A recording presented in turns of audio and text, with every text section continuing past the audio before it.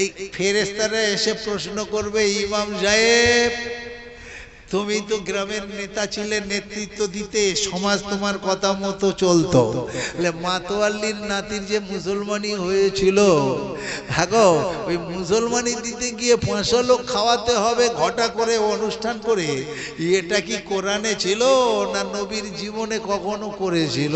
হাদিসে পেয়েছিলে বলো?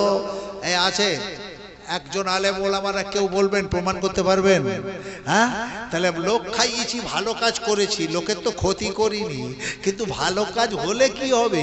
কোরআনে আমি ভিতরে ঢুকে দেখিনি, হাদিস খুলে দেখিনি নবী আমার এটা করেছেন কিনা, তাহলে নবীওয়ালা কাজ আমি করতে পারিনি। কুল তাআলাউ আতলু মা হারামা আলাইকুম রাব্বুকুম, সেদিন নেতাদের ডেকে বলা হবে, শোনো খবরদার খবরদার, তোমরা যেটা করেছিলে ওটা আল্লাহর আদেশ ছিল কিনা বলো। যদি জবাব না দিতে পারি কি হবে বাবা? ওই হিজবুল্লাহ বলে ছেড়ে দেবে? এই তবলিগে গেছিলাম 3 চিল্লায় ছেড়ে দেবে? ছেড়ে দেবে না। তাহলে আমি চিল্লা করেছি, হিজবুল্লাহ করেছি, কিন্তু কোরআন আমার ভিতরে পাওয়া যায়নি, ধরা পড়ে যাব, তাই না বাবা? হ্যাঁ, আল্লাহ তুশরিকু বিহি শাইয়া, দ্বিতীয় আয়াত, আল্লাহ তুশরিকু বিহি শাইয়া। পৃথিবীর মুসলমান শুনে নাও, আল্লাহর সঙ্গে কারো শিরক করো না। আল্লাহর অংশীদার, আল্লাহর সমতুল্য কাউকে ভেবো না, কিছু খারাপ নেবেন না বাবা। এ মুসলমান জামাতে যায়, এ মুসলমান ফুরফুরাই যায়, কিন্তু 10 বছর বিয়ে করেছে, একটা বাচ্চা হয়নি। 10 বছর বিয়ে করেছে, একটাও বাচ্চা হয়নি। বাচ্চা দিতে পারে কে? বাচ্চা দিতে পারে কে? আল্লাহ। এ তো 10 বছর নামাজ পড়লো, তবু বাচ্চা পায়নি মোল্লা। এবার ও আর যাচ্ছে না, বউকে পাঠিয়েছে কোথায়? পাথরচাবড়িতে। বউকে পাঠালো কোথায়? আজমিরে। ও গিয়ে পীরের দরবারে সেজদা দিচ্ছে, দিয়ে বলছে, বাবা পীর, তোমার কাছে নোয়াচ্ছি, তুমি একটা বেটা দাও। এখন আল্লাহর ইচ্ছা ওর বেটা হলো, ধরুন ওর বেটা হলো, তাহলে ওকে বেটাটা কে দিল? আবার বলে আল্লাহ। আল্লাহ তো 10 বছর আল্লাহর কাছে চেয়েছে, তখন কি হয়েছে? তাহলে এখন পীরের কাছে চাওয়ার পরে তো পেল, দিল আল্লাহ, ওটা ভিতরে রাখুন। ওর মনের ভিতরে কে দিল? পীর সাহেব দিল কিনা? দিল না। আল্লাহ তুশরিকু বিহি শাইয়া, তাহলে আল্লাহ যেটা পারে সে কাজটা আবার আর একজন পারে, তার নাম পীর। প্রমাণ হচ্ছে না? হচ্ছে না? জি। তাহলে আল্লাহর সমতুল্য কাকে ভাবলাম? পাথরচাবড়ির পীরকে। আল্লাহর সমতুল্য কাকে ভাবলাম? আজমির শরীফের পীরকে।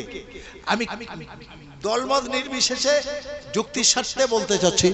তাহলে ছেলে দিতে পারে আল্লাহ, রুজি দিতে পারে আল্লাহ, কিন্তু কিছু কিছু আছে এমন মোল্লা যারা গিয়ে বাবা বলে, বাবা পীর একটা ছেলে দাও, ছেলে হয়ে গেল, পীরের উপর ওর বিশ্বাস এসে গেল।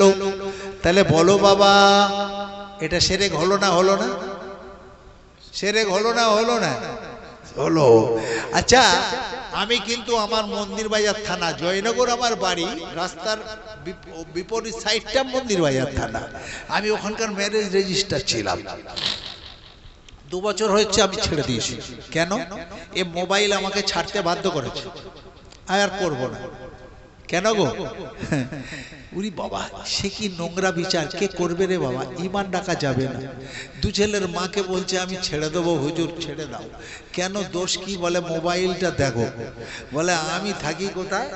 আমি থাকি বাইরে, সপ্তাহে আসি, 15 দিনে আসি। ও রাত্রিরে শুয়ে শুয়ে ফোন করে অন্যজনের কাছে, ফোন একটু করে যেতে কি হবে? বলে হুজুর এই দেখো ভিডিও কল, বোঝো, একটু একটু বুঝি। বলে ভিডিও কলে বন্ধু বলছে, প্রেমিক বলছে, ওটা বুকের মাঝখানে ধরো। হুজুর মোবাইলটা দেখুন, আমার বইয়ের সাইজটা কিন্তু তার প্রেমিক দেখে নিচ্ছে। বলছে ওটা নাভির নিচেই ধরো, ধরলো। ছবি দেখছি, ঈমান রাখা যাবে না। করেছে কি হারামজাদি? বলছে হুজুর, যে আমার বাড়িতে থাকে আর অন্যের এইরকম তার গুপ্তাংশ দেখায়, এই বউ কি রাখা যায়? এই আপনারা রাখবেন? রাখবেন? কেউ রাখবে? কেন?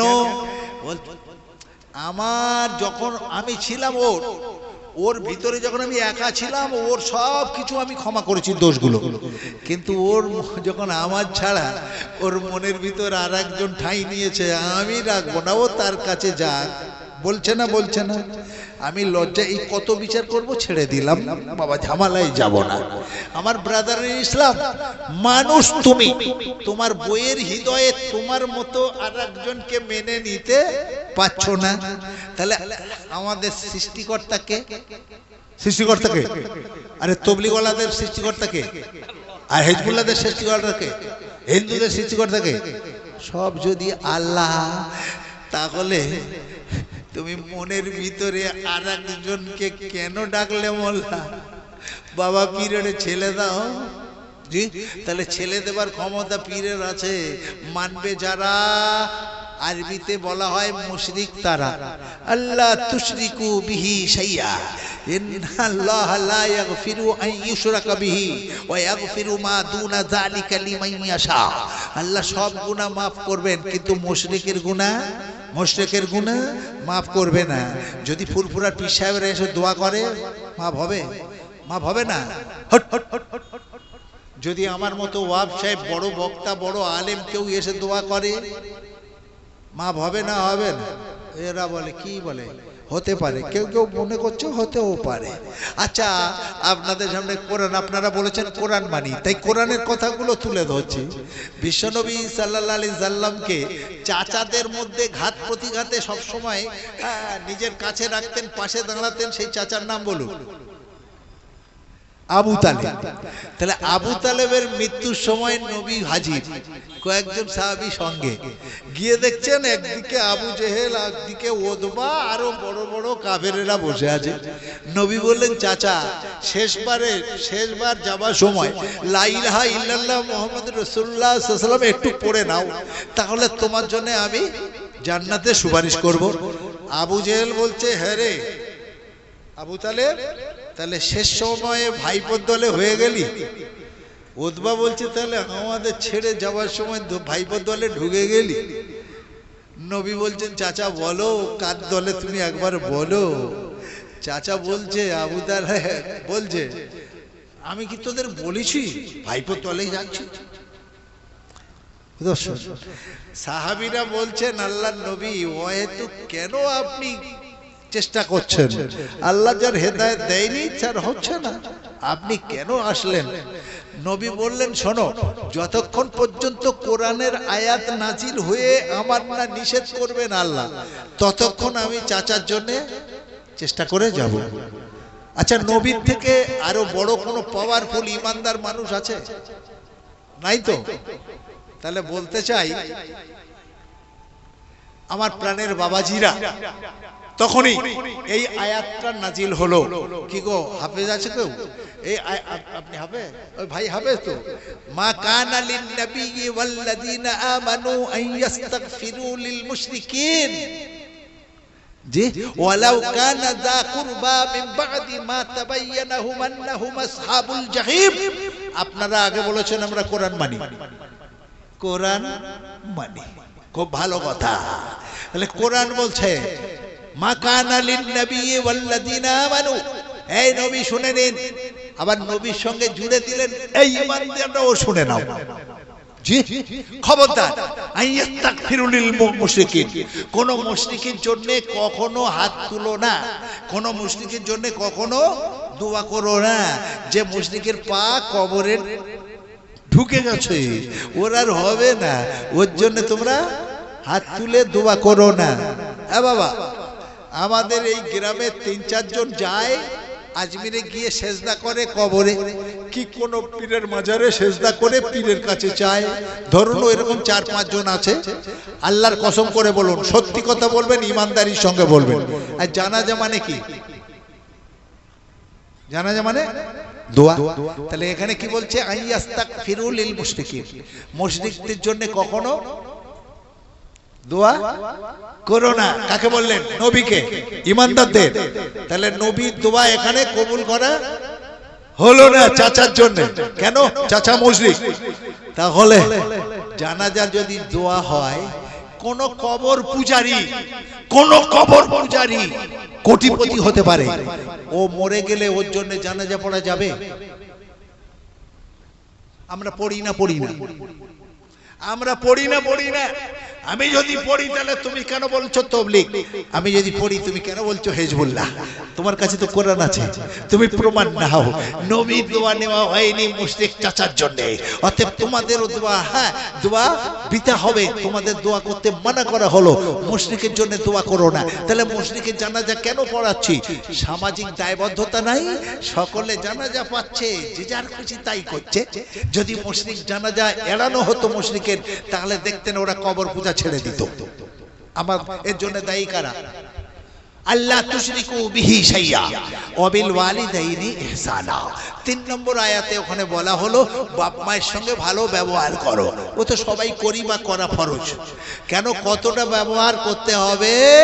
লা উফিউ ওয়া লা তানহারহুমা, যেন এমন কথা বলো না, আরে মারামারি দূরের কথা, এমন আঘাতজনিত কথা বলো না তারা শব্দ করে ফেলে, তাহলে হারাম হয়ে যাবে। তাহলে বাপ মায়ের সেবা করতে হবে। বাপ মা আমার চরম পর্যায়ে। তো এইখানেই আলোচনা, আমি এই আয়াতটার উপরে এবার আলোচনা করব। একজন ইয়ামানের একজন সাহাবী ছিলেন, মনস্থির করলেন হজে যাব। ইয়ামানের হুতিরা এখন বম্পিং এর শিকার হচ্ছে না, এই সেই ইয়ামান। তো ইয়ামান থেকে হেঁটে মক্কায় আসবেন তারা, চাই একদিন দুদিন 10 দিন লাগুক না কেন। বৃদ্ধ মা বিছানা সজ্জায় সজ্জিত মা শুয়ে আছেন। সাহাবী গিয়ে বলছেন, মা আমি হজে যাচ্ছি, তুমি হজের জন্য দোয়া করো মা। মা বলছে, ও বাবা হজে যাচ্ছিস? আমি তো মনে হচ্ছে আর বাঁচবো না। তুই যাচ্ছিস, আমার নিয়ে গেলে হতো না। এরে বাবা, আমি যদি সাইকেলে যাই মা তো সাইকেলে বসতে পারবে না, টাকা পয়সা তো সেরকম নাই, গাড়ি ঘোড়া তো তখন ছিল না, দুর্গম রাস্তা মাঠ দিয়ে যেতে হবে, পাহাড় টপকাতে হবে, এ তো বড় সমস্যা। মা যাবে বলছো? ইনশাআল্লাহ নিয়ে যাব। মাকে পিঠে বেঁধে নিলেন। মাকে দেখবেন সাঁওতালরা কাজ করে, ছেলে পিঠে কাপড়ে বাঁধা থাকে, তো মাকে, বৃদ্ধ মা কত ওজন, সে তাকে পিঠে বেঁধে নিয়ে মাকে নিয়ে হজে যাচ্ছেন। 1 দিন 2 দিন 3 দিন 4 দিন 7 দিন হয়ে গেল, মক্কায় পৌঁছে গেলেন। মক্কায় মাকে নিয়ে হজের সব নিয়ম কানুন সাই করলো, তওয়াফ করলো, সব কিছু করলো। পরের সপ্তাহে আবার পিঠে বেঁধে নিয়ে হাঁটতে হাঁটতে হাঁটতে হাঁটতে সপ্তাহখানেক পরে ঘরে পৌঁছালো। মাকে রেখে দিয়ে সাহাবী নবীর কাছে হাজির। ইয়া রাসূলুল্লাহ, ইয়া হাবিবাল্লাহ, আমার বৃদ্ধা মা আমার বিছানা সজ্জায় শায়িতা মা আমার কাছে করলেন বাসনা, আমি শেষবারের মতো হজে যাব না। আমি মাকে কাঁধে পিঠে বেঁধে নিলাম, আর হাঁটতে হাঁটতে নিয়ে মক্কায় হজ করি, আবার হাঁটতে হাঁটতে বাড়িতে রেখে আপনার কাছে এলাম। তাহলে মায়ের হকটা আদায় করতে পেরেছে কিনা শুধু জানার জন্য এলাম। নবী বললেন, এই রকম যদি সারা জীবন সেবা করো, মায়ের দুধের ঋণ একদিনের দুধের ঋণ তোমরা তার সমতুল্য ভাবতে পারবে না বা হবে না। তাহলে মা সর্বোচ্চ আসনে, এটা প্রমাণ হলো। বাপ কি রকম? একজন সাহাবী রাদিয়াল্লাহু তাআলা আনহু যা রোজগার করতেন সবটাই বাপের হাতে দিতেন। বাপ আবার 2 টাকা 1 টাকা ফেরত দিতেন, এনে তুই চা পানি খাবি, টিফিন ফিফিন করবি। তো 2 টাকার 1 টাকা রাখতেন আর 1 টাকা খেতেন। কেন? যে আমি রেগুলার হেঁটে হেঁটে বাসন্তী যাব, একটা টাকা এক জায়গায় করে সাইকেল ফাইকেল কিনে এবার যাব, তাহলে টাকাটা কার? বাপ। ওই টাকাটা কার? বাপ যেটা টিফিন করতে দিত ছেলে, এখন টাকাটা কার? ছেলে। এখন কিছুদিন পরে বাপ জানতে পারলো ছেলের কাছে কিছু টাকা জমেছে। এখন বলছে, সেলিম তুই টাকাগুলো আমার কাছে দে। সেলিম হুজুরের কাছে হাজির, নবী সাল্লাল্লাহু আলাইহি ওয়াসাল্লামের কাছে হাজির। ইয়া রাসূলুল্লাহ, ইয়া হাবিবাল্লাহ, পবিত্র কোরআন তো বলছে ওয়াবিল ওয়ালিদাইনি ইহসানা, বাপ আর মায়ের উপরে ইহসান করো, তাদের সঙ্গে খুব ভালো ব্যবহার করো। তো আমি সেই জন্য তো যা রোজগার করি সবটা তো বাপের তুলে ধরি, বাপের হাতে দিই। কিন্তু বাপ আমার যেটা খেতে দেয় তার থেকে কিছু কিছু রেখেছি, একটা কিছু করব। এখন বাপ বলছে ওটাও তুই দে, তাহলে আমি কি করব?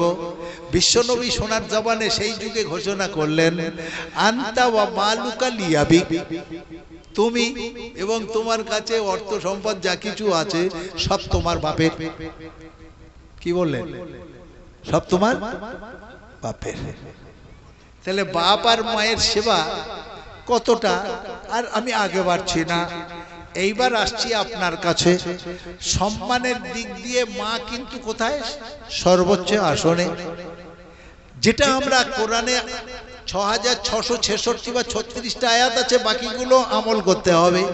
হাফেজ সাহেব আছেন, জিজ্ঞেস করুন। একটা আয়াত পড়ছি, ওয়াশিরুহুন্না বিল মারুফ, তোমরা স্ত্রীদের সঙ্গে ভালো ব্যবহার করো। আছে না হাফেজ সাহেব? ওয়াশিরুহুন্না বিল মারুফ। তাহলে আল্লাহ বলছেন তোমরা স্ত্রীদের সঙ্গে ভালো ব্যবহার করো। তাহলে স্ত্রীদের সঙ্গে ভালো ব্যবহার না করলে কোরআনের এই আয়াতের উপরে আমল হবে? বুঝে আসেনি? আমল হবে। তাহলে মায়ের কথা শুনে বউকে মারে যারা, তাহলে কোরআনের এই আয়াতের উপরে কি আমল করতে পারলো তারা? জি, অহেতুক ছোট ছোট কোনো কারণে বউ পেটায় যারা, তাহলে কোরআনের এই আয়াতের উপরে কি আমল করতে পারলো তারা? প্রশ্ন আমার, আই কোশ্চেন ইউ, আমি আপনার কাছে একটা প্রশ্ন রাখতে চাই আপনাদের কাছে। বলুন, মা আগে না বউ আগে? স্বাভাবিক বলুন, কে আগে? কারা বলছেন মা আগে? হাত তুলুন। একজন বললেন বউ আগে। আপনি আলেম মানুষ নাকি? আমি বলছি বউ আগে, তবে সম্মানের দিক দিয়ে নয়। জি, আগে বলেছি সম্মানের উচ্চাসনে মা থাকবে, মাকে ওদিকে ছেড়ে দিলাম। কিন্তু মায়ের আগে বউ, বউয়ের হক আগে, বউয়ের অধিকারটা তোমার কাছে আগে। যদি বলো কেন? আদম আলাইহিস সালামকে সঙ্গিনী হিসাবে কাকে সৃষ্টি করা হয়েছিল বাপ? হাওয়াকে। তা হাওয়া আলাইহিস সালাম প্রথম নারী, তাই তো? প্রথম মেয়ে মানুষ হাওয়া আলাইহিস সালাম। ইনি আদমের বউ ছিলেন না মা ছিলেন? তাহলে মা আগে না বউ আগে? তোমরা সব বললে মা আগে। জি, এখানে তো দেখছি বউ আগে সৃষ্টি হয়েছে, বউ আগে। তুমি মাকে ধরছো কেন? তোমার মা সম্মানের শিখর, চরম শিখরে থাকবে, কিন্তু মায়ের থেকে বউ আগে। নাম্বার 2, এই স্বামী স্ত্রী সম্পর্কটা কোথায় হলো? আদমের বিয়ে হাওয়ার সঙ্গে কোথায় পড়ানো হয়েছিল বাবা? বলেন কোথায়? জান্নাতে। তাহলে স্বামী স্ত্রী সম্পর্কটা কোথায় হলো? জান্নাতে। আর আমার বাপ মায়ের সম্পর্ক কোথায় বাপ? পৃথিবীতে, দুনিয়াতে। তাহলে কোনটা আগে? কোনটা আগে? বউ আগে। নাম্বার 3, আপনারা ওয়াজ শুনেছেন, কোরআনের ব্যাখ্যা শুনেছেন। ইয়াউমা ইয়াফিরুল মারউ মিন আখিহি ওয়া উম্মিহি ওয়া আবিহি ওয়া সাহিবাতিহি ওয়া বানিহি। মৌলবীরা বলে না কাল কিয়ামতের দিনে সবাই নফসি নফসি করবে। বাপ বলবে আমার ছেলে ছিল না, ছেলে বলবে আমার কোনো বাপ ছিল না। মা বলবে আমার মেয়ে ছিল না, মেয়ে বলবে আমার কোনো মা ছিল না। সব নফসি নফসি করবে আর ঘামে মানে এ হয়ে ডুবে যাবে। তাই তো বাবা? শুনেছেন তো? কোন মৌলবী আছে যে বলেছে যে সেদিন বিবি বলবে আমার স্বামী ছিল না? এই বলুন, আল্লাহর কসম করে বলুন, কোন মৌলবীর মুখ দিয়ে শুনেছেন? শুনেছেন?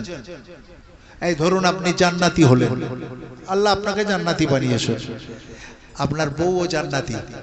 জি, একটা জান্নাতি পুরুষ কটা হুর পাবে বাপ? কটা? 70টা। কটা হুর পাবে বাপ? 70টা। এই 70টা খাট একটা ঘরে পরপর থাকবে। প্রথম খাটটা কার থাকবে বলো তো? তোমার বিবি। সে যদি জান্নাতি হয় তাহলে তোমার বিবির খাটটা থাকবে, তোমার সর্বপ্রথম খাট হবে বিবির। 70টা হুরের লিডারশিপ দেবেন কে? বিবি। তাহলে তুমি বলো বাপ আগে, মা আগে না বউ আগে? তাহলে মা বলবে আমার বেটা ছিল না, কিন্তু কোন বিবি বলবে না আমার স্বামী ছিল না। সেই বিবিকে আমরা মেরে করি তুলোধনা। লজ্জা করে না? আমরা কোরআন মানি, আমরা হাদিস মানি। এ বাবা, একটা কথা বলুন তো, আমি মাওলানা ওয়াজ করছি, আমার কথা শুনে ধরুন 200-500 করে লোক ডেলি নামাজি হচ্ছে, ধরে নি আমার দিয়ে বলছি, তাহলে এর সোয়াব বাবা পাবে না? পাবে না? পাবে তো। তাহলে আমার ছেলে যদি মাওলানা হয়, আমার ছেলে যদি পীর সাহেব হয়, কত মুরিদ করবে, কত সৎ উপদেশ দেবে, কত নেকির কাজ করবে। তাহলে এটা ভালো না খারাপ? তাহলে আমার ছেলেটা কোথায় পেয়েছি, মায়ের কাছে না বইয়ের কাছে? আমার এই ভালো ছেলেটা, এই পীর সাহেব ছেলেটা আমি কোথায় পেয়েছি, বইয়ের কাছ থেকে না মায়ের কাছ থেকে? বইয়ের কাছ থেকে। তাহলে মা আগে না বউ আগে?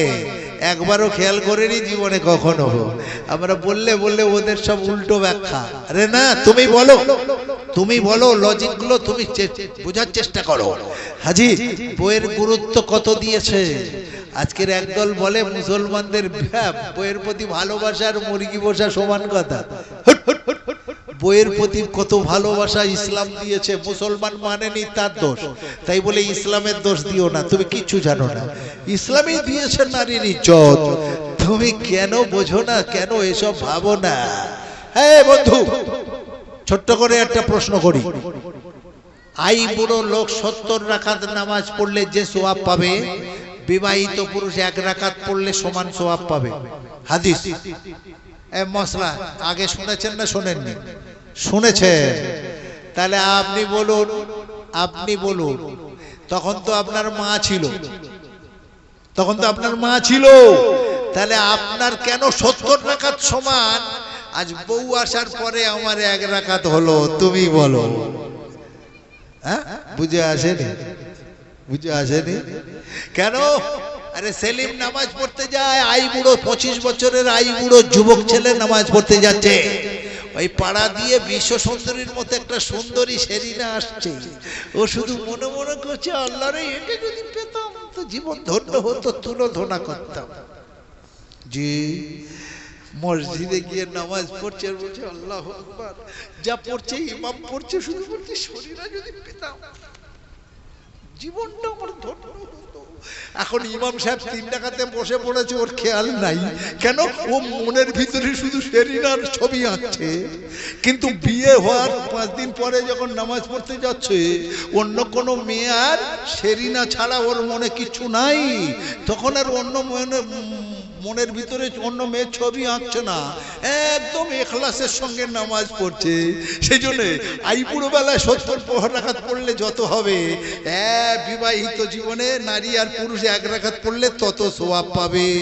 তাহলে এই বিবাহিত হওয়ার পরে তোমার বৃদ্ধি হলো, নেকিটা 69 গুণ বৃদ্ধি হলো। এটা মায়ের জন্য হলো না বইয়ের জন্য হলো, তুমি বলো? বুঝে আসেনি? এটা কার জন্য হলো? আরে রাস্তাঘাটে তো কেলানি খাচ্ছিলেন, মেয়েদের টোন টিটকিরি করে দুবেলা কেলানি খাচ্ছিলেন, আর বিয়ের পরে আর তো টোন টিটকিরি করছো না।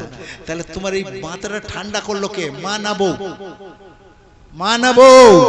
এখন ভালো হয়ে চলছো, তাহলে অবদানটা কার? বিবির, মায়ের নয়।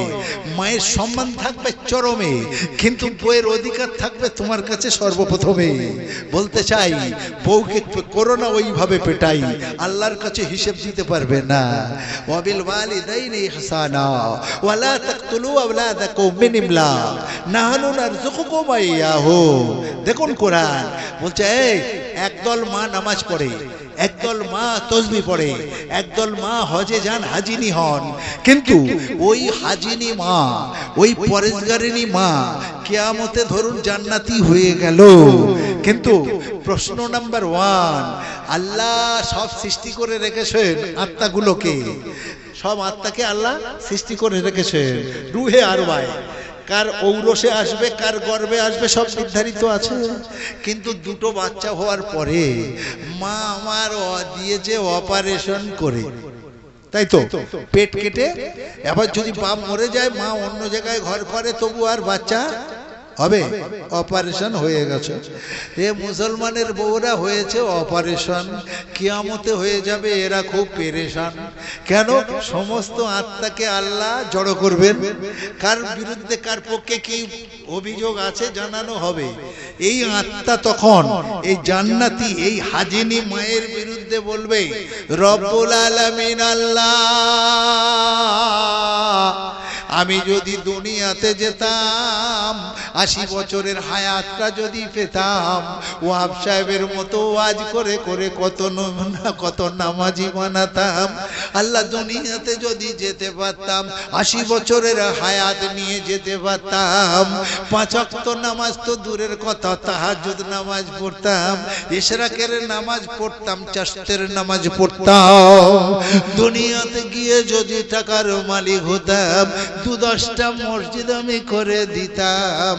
কিন্তু আমার সব জীবনটাই বরবাদ করে দিয়েছেন আমার মা অপারেশন হয়ে আমাকে 3 নম্বরে আর আসতে দিল না।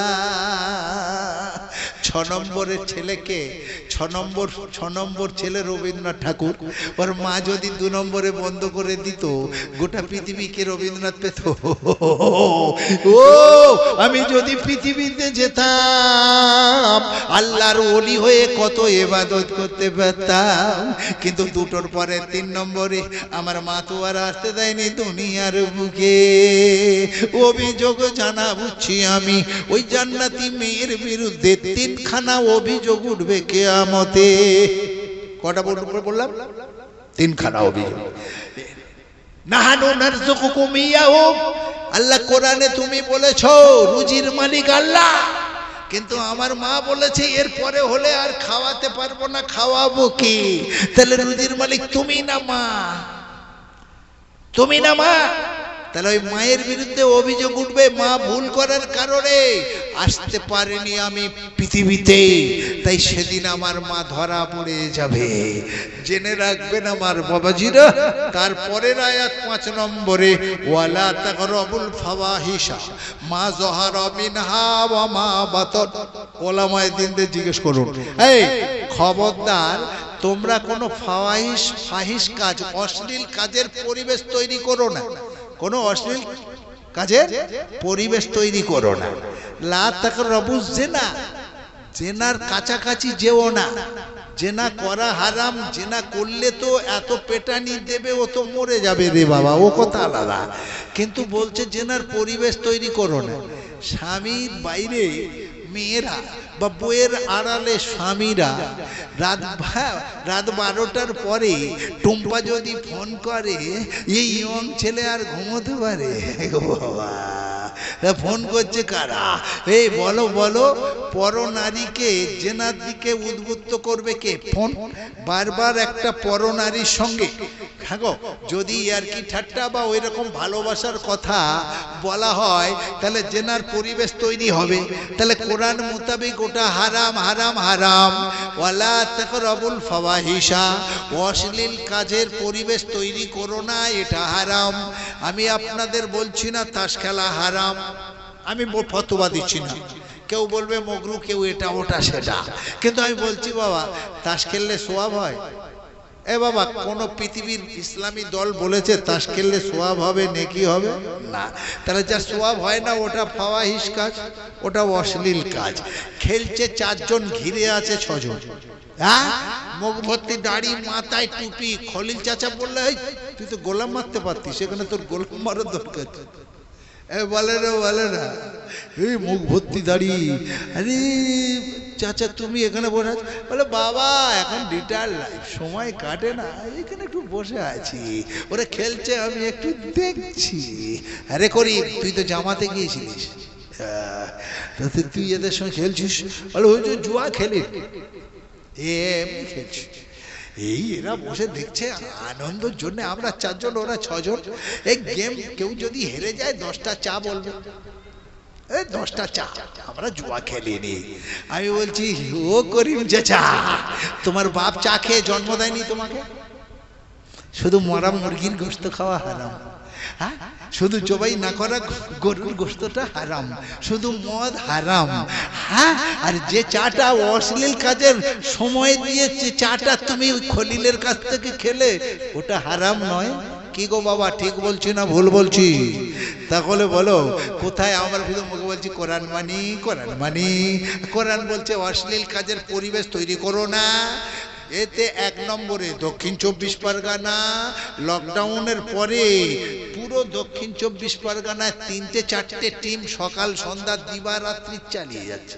হয়তো আপনাদের এলাকায় নয়, আমাদের জয়নগর সাইডে এত তাস খেলা বেড়ে গেছে, এদের কাছে কোনো কাজ কথা কাজই করছে না। এটা গুনাহ গুনাহ গুনাহ, কেন গুনাহ ভাবছে না? ওয়ালা তাকরাবুল ফাওয়াহিশা মা যাহারা মিনহা ওয়া মা বাতান, বলে পরিবেশ তৈরি করেনি আমরা গোপনে স্বামী স্ত্রী রাত্রিরে দুজনে খেলি টাইম পাস।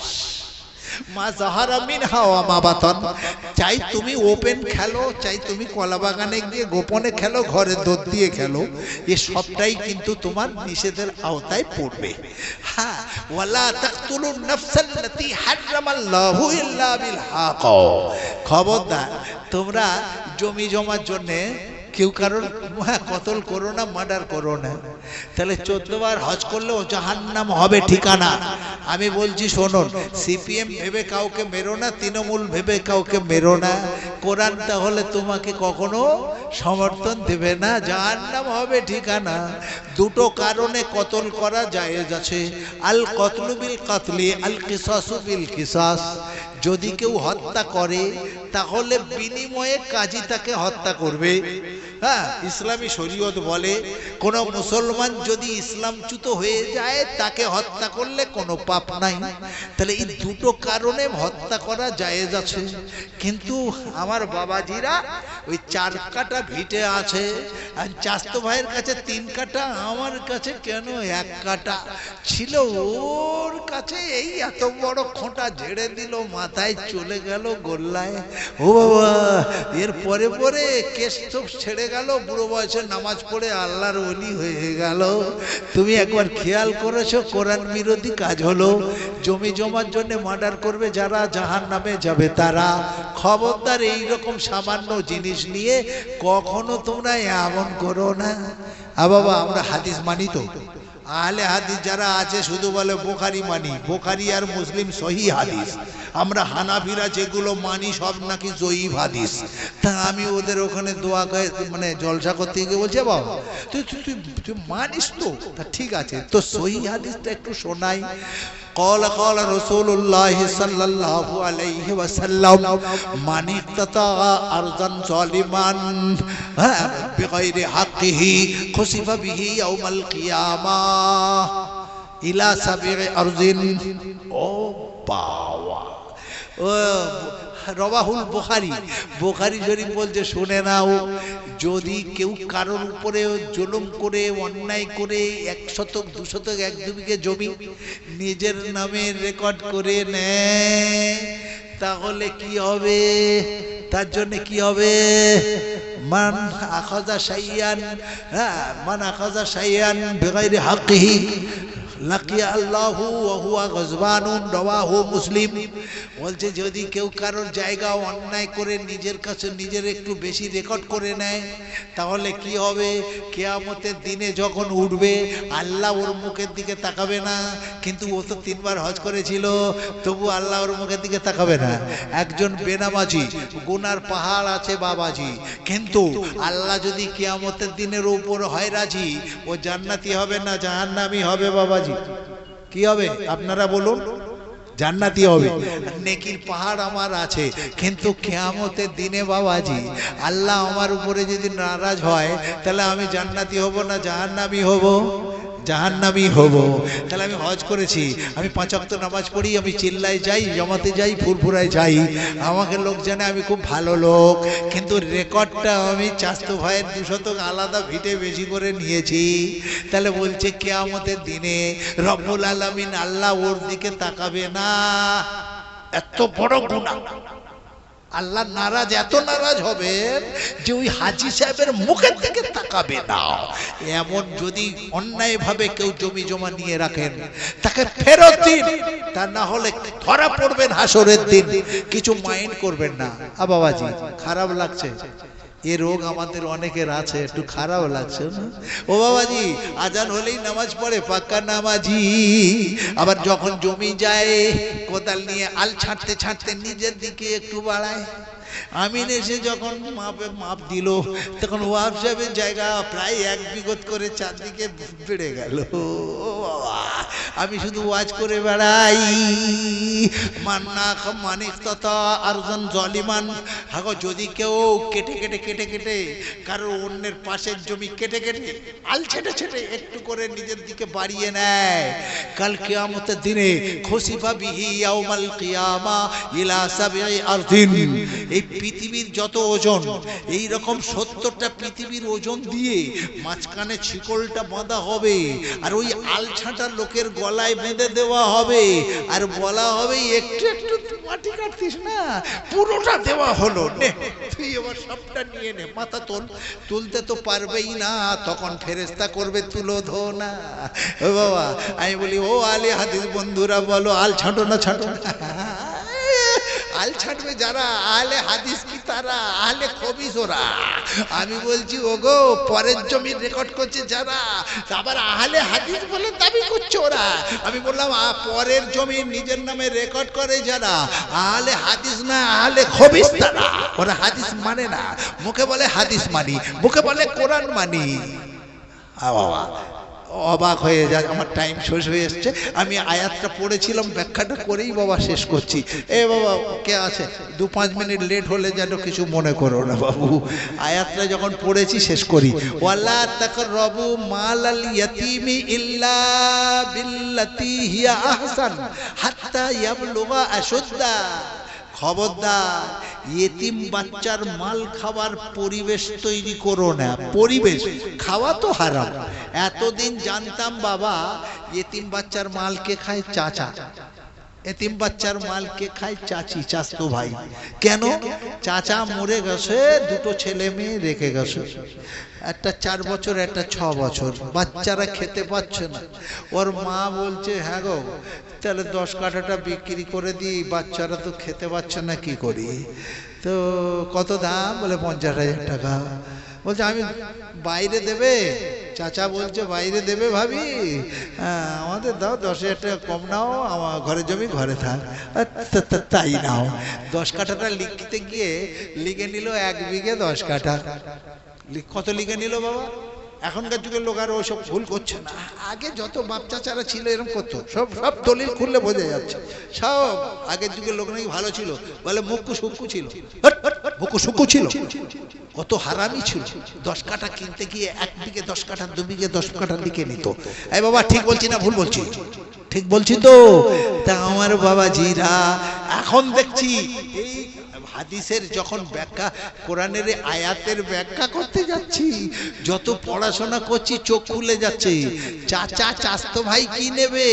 সব থেকে এতিমের মাল বেশি ভাবে খেয়ানত করে, এতিমের মাল বেশি ভোগ করে তার বাপ। কে করে বললাম? এখন গবেষণায় ধরা পড়ছে, পড়াশোনায় তার বাপ বেশি বেশি বেশি ধরা পড়ে যাবে কিয়ামতের দিন। কেন? সেরিনার বিয়ে হয়েছিল আব্দুল্লাহর সঙ্গে। হ্যাঁ গো প্রায় 6 বছর হলো বাপ, তার 2টো বাচ্চা হয়ে গেছে। 6 বছর পরে সেরিনা কোনো রোগে বা কিছু ব্যাপারে মারা গেছে। আর বাচ্চা 2টো 4 বছর আর 2 বছর। তাহলে এরা কি এতিম হবে না? হবে না? মা নাবালক অবস্থায় মা মরলে এতিম, বাপ মরলেও এতিম। আমরা মনে করি বাপ মরে গেলে এতিম, না মা না থাকলেও এতিম। আচ্ছা বাবা, কিন্তু সেরিনার বাপ হাতে দিয়েছিল 4 গাছা 6 গাছা চুড়ি, কানে দিয়েছিল 2টো দুল, গলায় দিয়েছিল হার, শোবার জন্য দিয়েছিল খাট বিছানা, আরো আল্লাহ আলমারি। আপনাদের কাছে একটু জিজ্ঞেস করি, আমরা শুধু তবলিগ হিজবুল্লাহ করি, কোরআন আছে কিনা আমার ভিতরে একবার প্রশ্ন করি। এই মায়ের মালগুলো এখন মালিক কে? বাপ। জানা থাকলে বলবেন, না ছাড়া চুপ করবেন। এই মায়ের মালের মালিক কে? হ্যাঁ বলুন, জোরে বলুন। এতিম ছেলে। তাহলে মায়ের মাল পাবে স্বামী সামান্য, স্ত্রীর মাল পাবে স্বামী পাবে 4 আনা, ধরে নিন বাবা পাবে 4 আনা, আর 8 আনা পাবে বাচ্চা দুটো। তাহলে স্বামী কত পাচ্ছে? 4 আনা। তাহলে 12 আনাটা কোথায়? বাচ্চা দুটোর কাছে। তো হাত্তা ইয়াবলুগা আশুদ্দা, যতদিন না এই নাবালক ছেলে মেয়ে বড় হবে ততদিন পর্যন্ত বাচ্চার মায়ের ওই মাল বাপের হেফাজতে রাখতে হবে।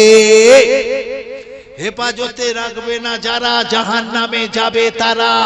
এখানে তবলিগ হিজবুল্লাহ নাই, শোনাতে চাই খবরদার, এতিম বাচ্চার মাল তুমি নষ্ট করো না। বাবা 2 মাস পরে কি 2 বছর পরে বাবা আর বিয়ে করে, আবার নতুন মা নিয়ে এলো সংসারে, যেটা বাস্তব ঘটনা হচ্ছে। ততদিন বাবা 2 বছর পরে ওর বয়স হয়ে গেছে 6 বছর ছেলেটার, মেয়েটা এখন 4 বছর। ওর মা বলছে, হ্যাঁ গো, বড় বড় ছেলে মেয়ে বিছানায় থাকলে আমরা শুতে পারি এক কাছে, তাহলে কি করতে হবে? নিচেই বিছানা করে দিয়ে মশারি টাঙিয়ে দিল, ছেলে মেয়ে ওখানে ঘুমোচ্ছে। আর মালটা যার, মালটা কার? এতিম বাচ্চার। শুয়ে আছে কে? মার বাপ। খেয়ানত হলো না? হলো না?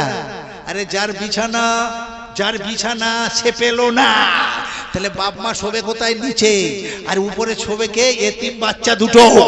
এই তবলিগ হিজবুল্লাহ করালো, বলো বলো করেছো, এইরকম বিপরীত করবে যারা জাহান্নামে যাবে তারা। ওয়ালা তাকরাবু মালাল ইয়াতীমি ইল্লা বিল্লাতি হিয়া আহসান। খবরদার ওই মাহারা ছেলে মেয়েদের উপরে কখনো অত্যাচার জুলুম করো না। যতদিন না সাবালিগ হচ্ছে ততদিন খাট বিছানা তোমাকে হেফাজতে রাখতে হবে, কানের দুল হেফাজতে রাখতে হবে, গহনা হেফাজতে রাখতে হবে।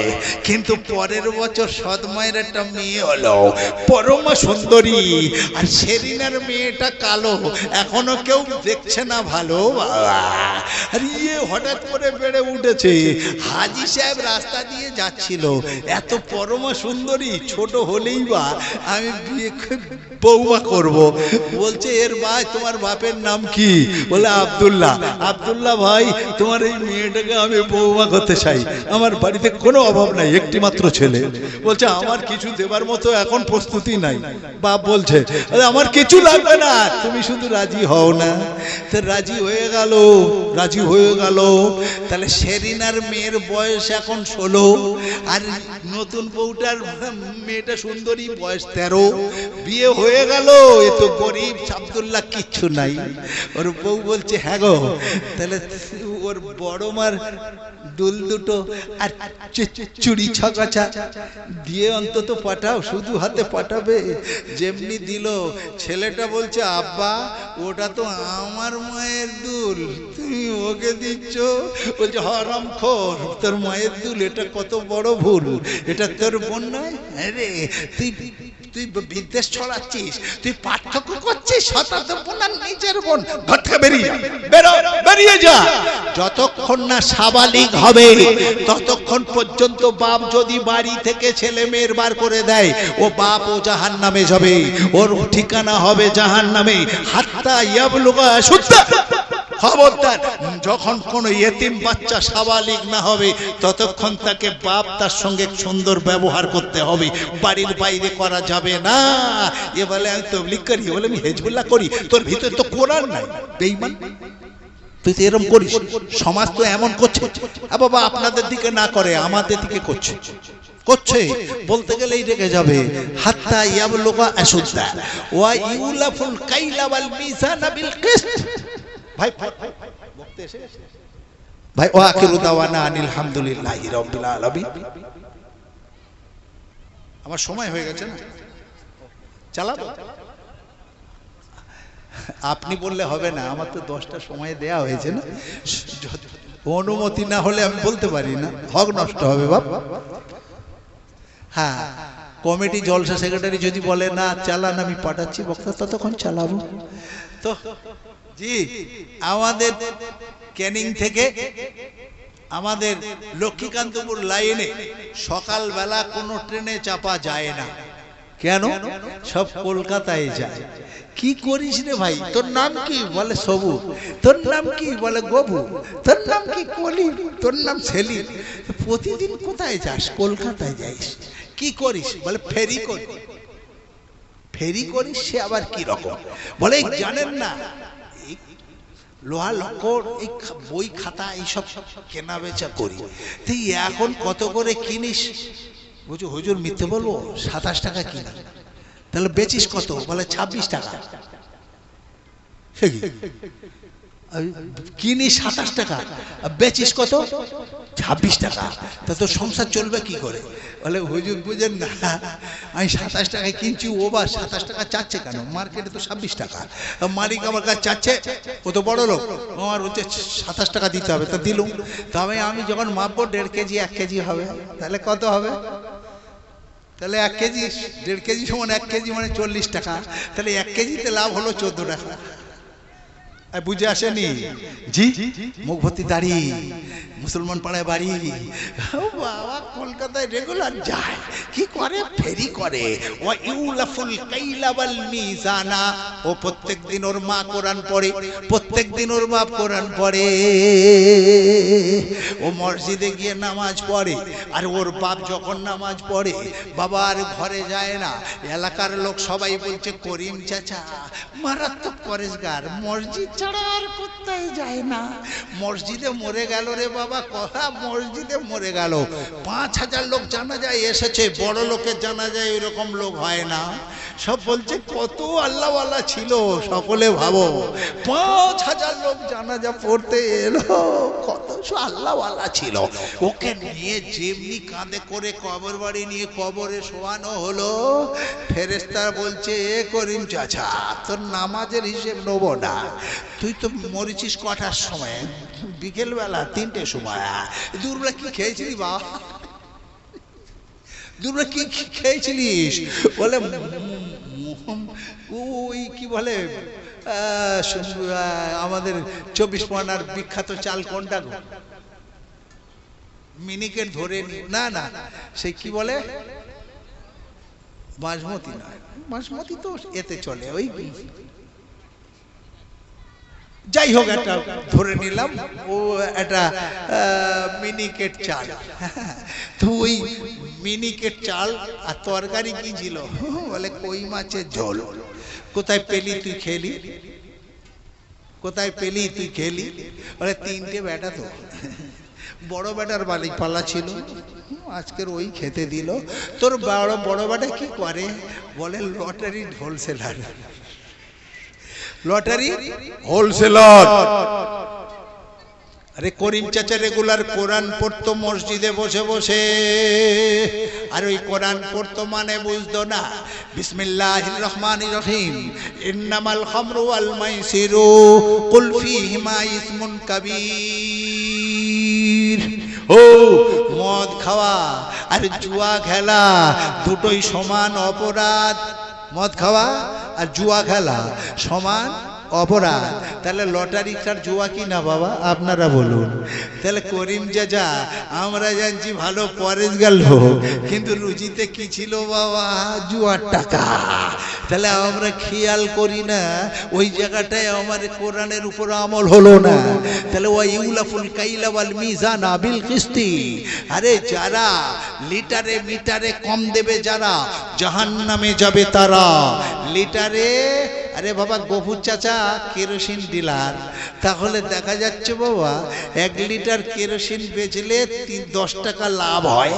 গরিব লোক 6টা কার্ডে 3 লিটার পায়, তাহলে 30 টাকা লাভ পাবে। ওখানে 3 লিটার গফুর চাচার কাছ থেকে নিয়ে এলো, বেচতে গিয়ে দেখছে 3 লিটারে 300 কম হলো, তাহলে এ তো লিটারে কম দিয়েছে। এ রেগুলার কোরআন পড়ে, কিন্তু কোরআন বলছে ওয়া ইউলাফুল কাইলা ওয়াল মিজানা, খবরদার। হ্যাঁ, তোমরা দাঁড়িতে কম দিও না, তোমরা লিটারে কম দিও না। কম দেবে যারা কোরআনের এই আয়াতের উপরে আমল করছে না তারা, মিটারে কম দেবে যারা আমল করছে না তো তারা। তাহলে আমার জামাটা কত লাগবে? 3 মিটার।